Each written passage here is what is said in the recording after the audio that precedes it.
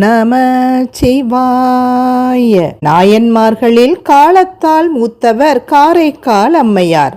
சிவபெருமான் வாழும் மலையான கைலாயத்தில் தன் பாதங்கள் படக்கூடாது என்று எண்ணி தலைகீழாக தன் திருக்கரங்களாலும் சிரசாலும் ஊன்று நடந்து மலையேறியவர். தலையால் நடந்து மலையேறி வரும் அன்னையின் பக்தியை கண்ட சிவபெருமான் அம்மையே என்று அழைத்து வரவேற்ற பெருமைக்குரியவர் காரைக்கால் அம்மையார். காரைக்காலில் தனதத்தன் தர்மவதி தம்பதியின் மகளாக அவதரித்தாள். அம்மைக்கு பெற்றோர் இட்ட பெயர் புனிதவதி. பிறந்தது முதல் தீவிர சிவபக்தையாக வளர்ந்த புனிதவதி பரமதத்தன் என்னும் வணிகனை மணந்து இல்வாழ்வை தொடங்கினாள். சிவ தொண்டையும் விடாது தொடர்ந்தாள். ஒருமுறை பரமதத்தன் கொண்டு வந்த 2 மாங்கனிகளில் ஒன்றை சிவனடியாருக்கு புனிதவதி படைத்துவிட்டாள்.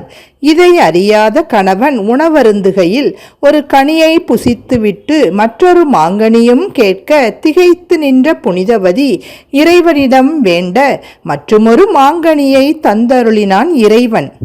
முதலில் புசித்த கனியை விட இந்த கனி சுவை மிகுந்திருப்பதை உணர்ந்த பரமதத்தன் சந்தேகிக்கிறான்.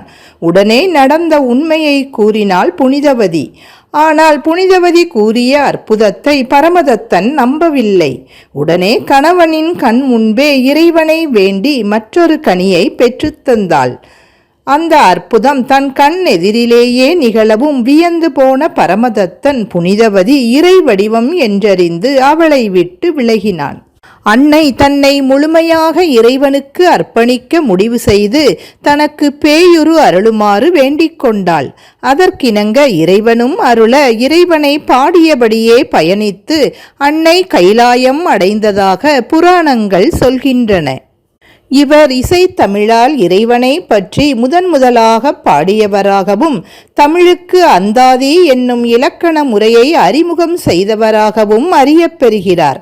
அற்புத திருவந்தாதி, திருவாலங்காட்டு மூத்த திருப்பதிகம், திரு இரட்டை மணிமாலை போன்ற நூல்களை தந்து சைவ தமிழுக்கு பெரும் தொண்டாற்றியுள்ளார். அம்மையார் கேட்டுக்கொண்டதற்காக சிவனார் திருவாலங்காட்டில் நடனம் புரிய அதை கண்டு மனம் குளிர்ந்து முக்தி பெற்றார். காரைக்கால் அம்மையாரின் குரு பூஜை ஒவ்வொரு ஆண்டும் பங்குனி மாதம் சுவாதி நட்சத்திரத்தன்று கொண்டாடப்படுகிறது.